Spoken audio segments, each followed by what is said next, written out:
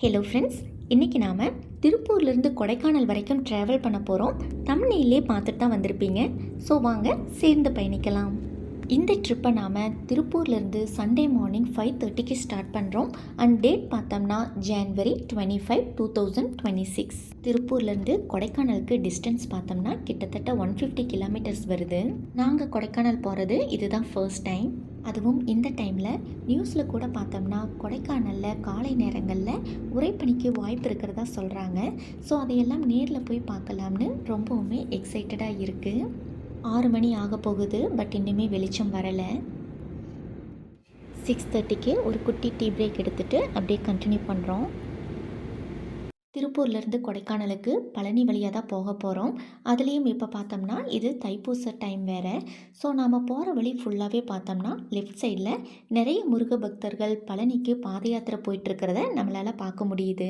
Palani touch பண்ணிவிட்டு நம்ம முருகனை பார்க்காம போகிறதுக்கு மனசு வரலை. பட் மலை மேலே ஏறி முருகனை தரிசனம் பண்ணிட்டு வரணும் அப்படின்னா இங்கேயே நமக்கு ஹாஃப் டேக்கு மேலே ஆகிடும். ஸோ இப்போ நாம் என்ன பண்ண போகிறோம்னு பார்த்தீங்கன்னா பழனிமலை அடிவாரத்தில் அமைஞ்சிருக்கக்கூடிய முருகனின் 6 படை வீடுகளில் 3ஆம் படை வீடு அப்படின்னு அழைக்கப்படுற திருவாவினன்குடி கோவிலில் மயில் மேலே அமர்ந்து குழந்தை வடிவில் காட்சியளிக்கக்கூடிய முருகனை தரிசனம் பண்ணிட்டு மேற்கொண்டு நம்மளோட பயணத்தை கொடைக்கானலை நோக்கி தொடர போகிறோம்.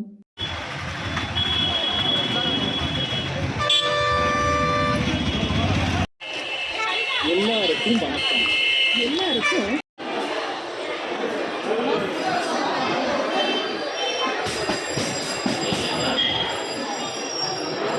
முருகனை சிறப்பாக தரிசனம் பண்ண கையோட வீட்டிலேருந்து சமைச்சு கொண்டு வந்திருந்த பிரேக்ஃபாஸ்ட்டை சாப்பிட்டு முடிச்சுட்டு மேற்கொண்டு நம்மளோட பயணத்தை கொடைக்கானலை நோக்கி ஸ்டார்ட் பண்ணியாச்சு. கொடைக்கானலுக்கு இங்கிருந்து இன்னும் 64 கிலோமீட்டர்ஸ் இருக்குது. இப்போ டைம் பார்த்தோம்னா 9:30 ஆகுது. காலையில் வர வழியில் 6:30க்கு ஒரு டீ பிரேக் எடுத்தோம். அப்புறம் இங்கே கோயிலில் கிட்டத்தட்ட ஒரு 1.5 hours போல் டைம் ஸ்பெண்ட் பண்ணியிருக்கோம். ஒரே பாறையாக இருக்கிறதுனால ரோடு மேலே போக முடியாது.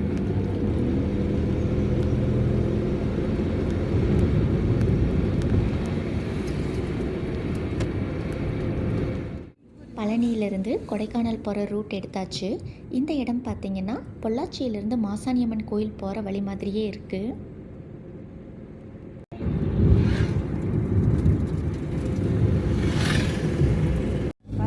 வரதம்மா நதி அணை.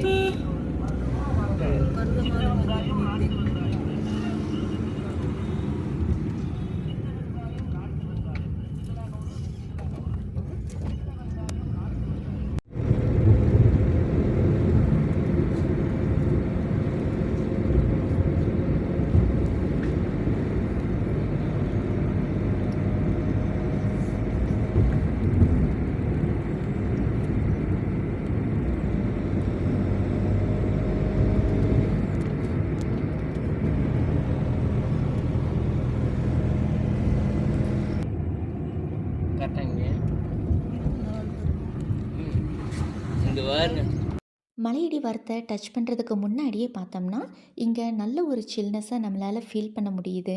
நாம் போயிட்டுருக்கிற வழியுமே பார்த்தோம்னா 2 பக்கமும் நல்லா பசுமையாக சூப்பராக இருக்குது. இது வரைக்கும் ரோட் கண்டிஷனுமே பார்த்தோம்னா நல்லா பக்கா கண்டிஷனில் இருக்குது. பட் மலைப்பாதையில் ரோட் கண்டிஷன் எப்படி இருக்கும்னு தெரியல. ஸோ அதையெல்லாம் அப்படியே போக போக பார்க்கலாம். அப்புறம் தமிழ்நாட்டில் இருக்கிற எல்லா மலைவாச ஸ்தலங்களுக்குமே பார்த்தோம்னா பாஸ் கட்டாயம் பண்ணிட்டாங்க. ஸோ இங்கேயுமே பார்த்தோம்னா பழனியிலிருந்து ஒன்ஸ் நாம் கொடைக்கானல் ரூட் எடுத்ததுலேருந்தே பார்த்தோம்னா பாஸ் கட்டாயம் அப்படிங்கிற போர்டை 1 கிலோமீட்டருக்கு 1 வச்சுருக்கிறத நம்மளால் பார்க்க முடியுது. மலையடி வாரத்தில் இருக்கிற இந்த செக் போஸ்ட்டில் நம்மளோட பாஸை செக் பண்ணதுக்கப்புறம் தான் மலை ஏற உள்ளே நம்மளை அலோவ் பண்ணுறாங்க. ஸோ நீங்கள் கொடைக்கானல் வரீங்க அப்படின்னா பாஸ் கட்டாயம் எடுத்துக்கோங்க. மலைகளின் இளவரசியான கொடைக்கானல் நம்மளை அன்போடு வரவேற்கிறது. ஸோ இனி பேச்சை குறைச்சிட்டு இயற்கையை ரசித்தபடியே நம்மளோட பயணத்தை தொடரலாம்.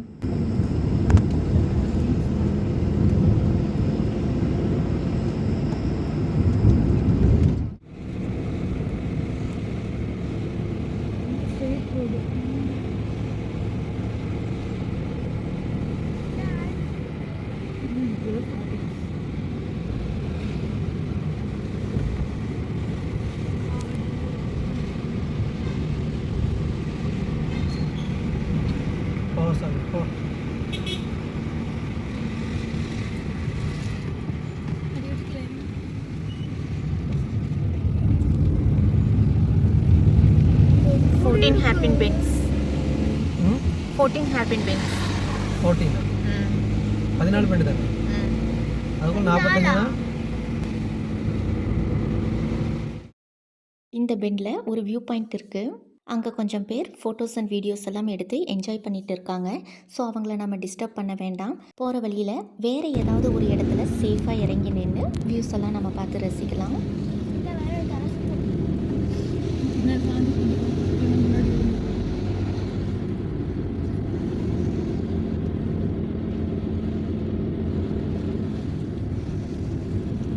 ஒவ்வொரு பெண்டு ஹைட்டு ஸ்கூட்டியில் வந்து பக்கம் பக்கமாக தெரியுங்களா, இது உயரம் பேரு.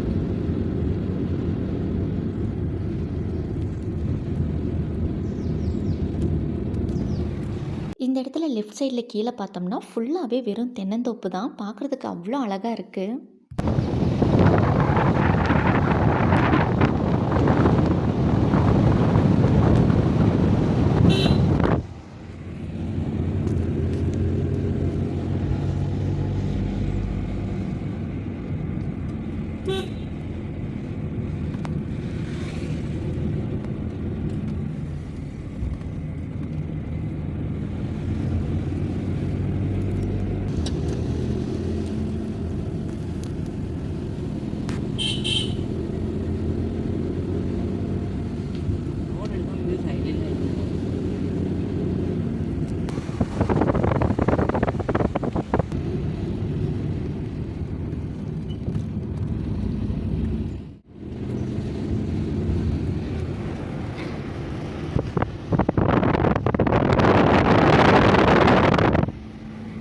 இங்கிருந்து பார்த்தோம்னா ஒரு டேம் மாதிரி தெரியுது. கீழே மலையடிவாரத்தில் செக் போஸ்ட்டுக்கு கொஞ்சம் முன்னாடி வரதமாநதி நீர்த்தேக்கம்னு ஒரு என்ட்ரன்ஸ் பார்த்தோம் இல்லைங்களா? அநேகமாக இதுதான் அந்த வரதமாநதி நீர்த்தேக்கம்னு நினைக்கிறோம். பட் ஷுவராக தெரியலை. உங்களுக்கு தெரிஞ்சிருந்தா கமெண்ட்ஸில் ஷேர் பண்ணுங்கள், நாங்களும் தெரிஞ்சுக்கிறோம்.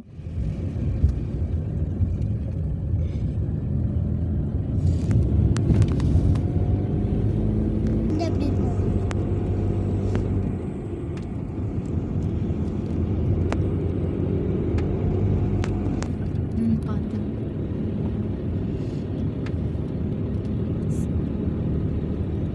இடத்துல ஏற்காடு ரோடு நல்லா இருந்துச்சு. திம்மப்பூர்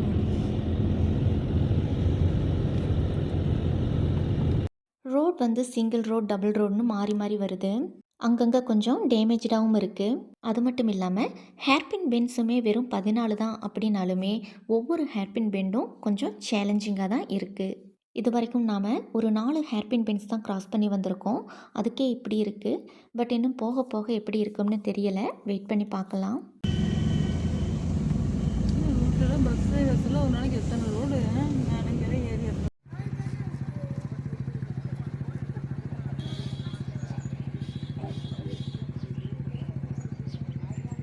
இதுக்கு முன்னாடி நாம் பார்த்த இடத்த விட இந்த இடத்துல இருந்து பார்க்கும்போது அந்த நீர்த்தேக்கம் ரொம்ப பக்கத்தில் இருக்கிற மாதிரி தெரியுது.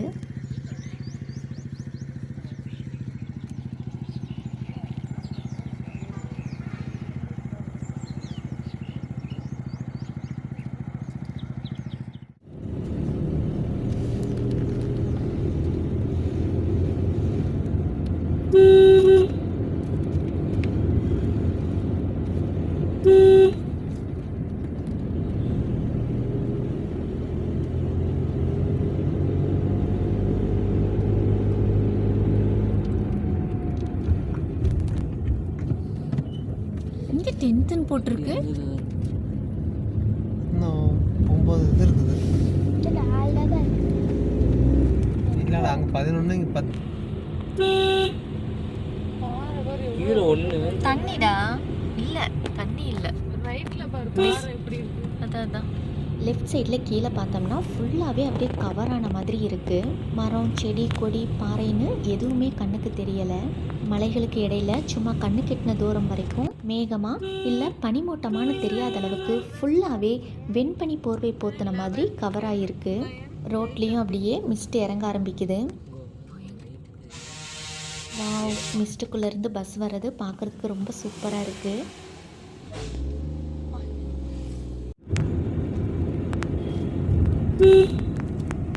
இனி ஃபுல்லாகவே இப்படி தான் இருக்கும் போல். ஸோ டிரைவிங்கில் ரொம்பவுமே கேர்ஃபுல்லாக இருக்கணும். ஏன்னா ஆப்போசிட்லேருந்து வர வெஹிக்கிள்ஸோட விசிபிலிட்டி ரொம்பவுமே கம்மியாக இருக்குது.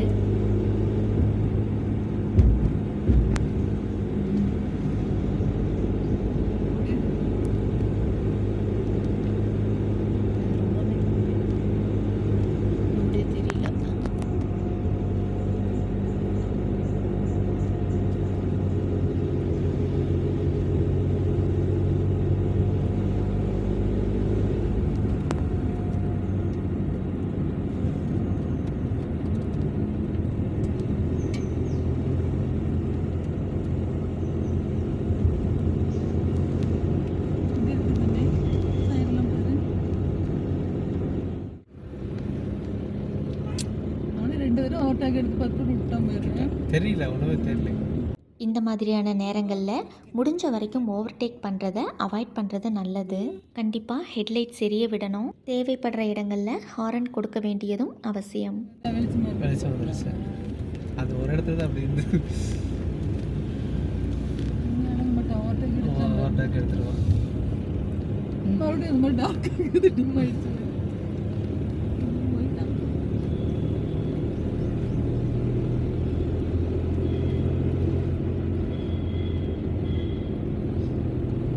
இங்கேருந்து எடுத்து ஒன்றுமே தெரியாது. ஊர் வருது. அது ஊர்.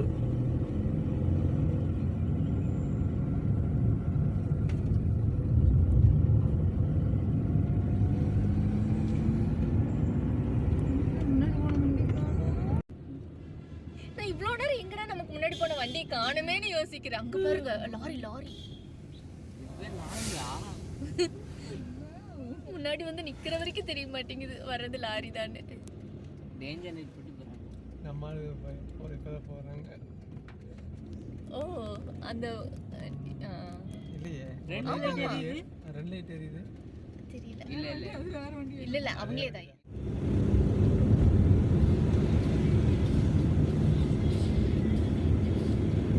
டைம் 10:15. முன்னாடி ரோடுக்கே தெரியுதா தெரியுதா அப்படின்னு கேட்கலாம். முன்னாடி ஒரு வண்டி கூட தெரிய மாட்டேங்குது. இந்த லைட் வச்சு கூட தெரியுது. செம்ம எக்ஸ்பீரியன்ஸ் ஆனா பரவாயில்ல. இந்த டைம்க்கு அது ஏதோ வர மாதிரி. ஊட்டி, கொல்லிமலை, வால்பாறையெல்லாம் போயிருந்தாலுமே கூட இந்த மாதிரி ஒரு அருமையான வெதர் கண்டிஷனில் பயணம் செய்கிறது இதுதான் நமக்கு ஃபர்ஸ்ட் டைம். ஸோ உண்மையிலேயே செம்ம த்ரில்லிங்காக இருக்குது இந்த ஒரு பயண அனுபவம். பக்கத்தில் போகிற வரைக்குமே ரோடு எந்த பக்கம் போகுதுங்கிறது நமக்கு கிளியராக தெரிய மாட்டேங்குது. நமக்கு முன்னாடி போகிற வண்டியை சேஃபாக ஃபாலோ பண்ணி அப்படியே மெதுவாக போய்க்க வேண்டியது தான்.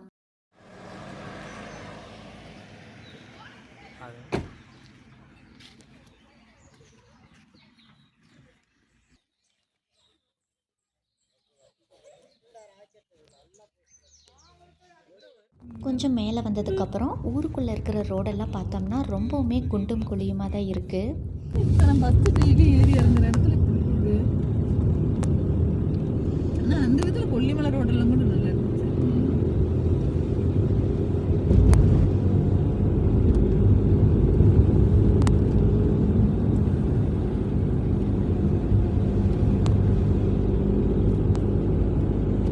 போயிட்டு இருக்காங்கடா.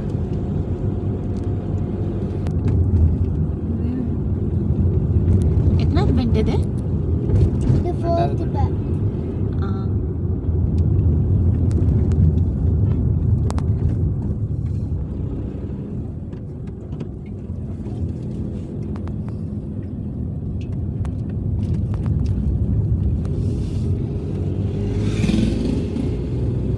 மழை வெஞ்சங்காட்டி அப்படிச்சு. குழி குழி. ஒரு சில இடங்களில் ரோடு இந்த மாதிரி ரொம்பவுமே மோசமாக இருக்குது. அதுவும் இந்த மாதிரி வளைவுகளில். இதெல்லாம் ரோடு வேலை தெரினா மிஷின் எல்லாம் மேலே வரணும். பூம்பாறை 50 கிலோமீட்டர்ஸ் இங்கிருந்து. இன்னும் 50 கிலோமீட்டரா? பூம்பாறை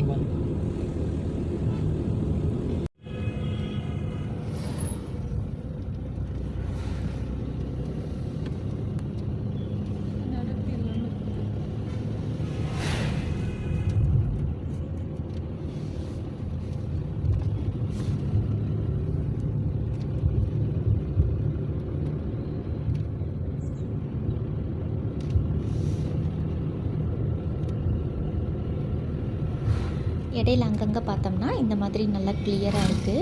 பட் அதுக்கப்புறம் திரும்ப இந்த மாதிரி ஃபுல்லாகவே வந்து மிஸ்ட் இறங்கிருது. 1 மணி நேரம் ஆகுங்க.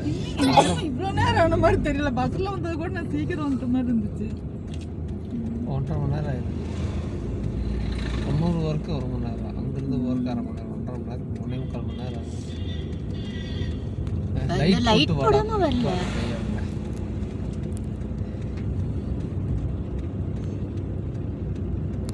அந்த லேவ்லேயே போக வேண்டியதான். முன்னாடி போக முடியாது, பின்னாடி போக முடியாது. அந்த கருப்பு காயினை ஃபாலோ பண்ணிட்டே இந்த ஒயிட் காயின் அப்படியே போக வேண்டியதான். பின்னாடி ஏதாவது ரெட் காயின் வருதா பாருங்க. ஓடி வருது. அப்பா சரியான பள்ளம்.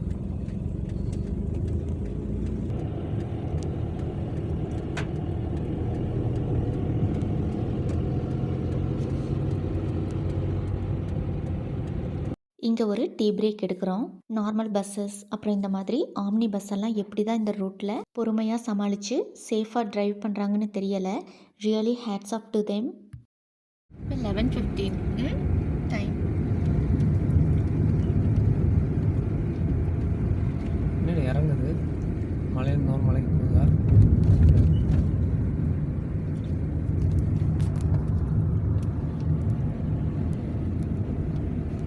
பாரு.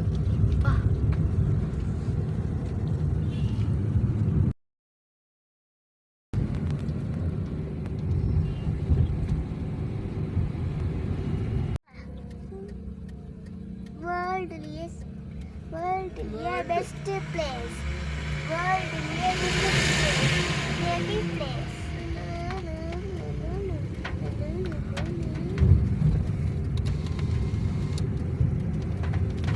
மலைத்தூறல் ஸ்டார்ட் ஆகுது.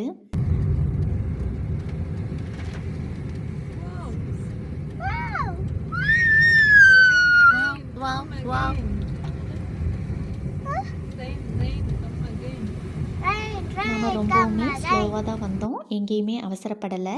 நம்மளோட ட்ராவலையுமே நல்லா என்ஜாய் பண்ணிட்டு தான் வந்தோம். கீழே மலையடி வாரத்துலேருந்து டீ பிரேக் அப்புறம் அங்கங்கே வியூஸ் பார்க்குறதுன்னு கிட்டத்தட்ட 3 hours வந்த வழியையும் நல்லா என்ஜாய் பண்ணிவிட்டு ஒரு 12:30 போல் மேலே வந்து சேஃபாக ரீச் ஆகிட்டோம். கொடைக்கானலுக்கு first time self driving plan பண்ணுறவங்களுக்கு இந்த வீடியோ கொஞ்சமாவது யூஸ்ஃபுல்லாக இருக்கும்னு நம்புகிறோம்.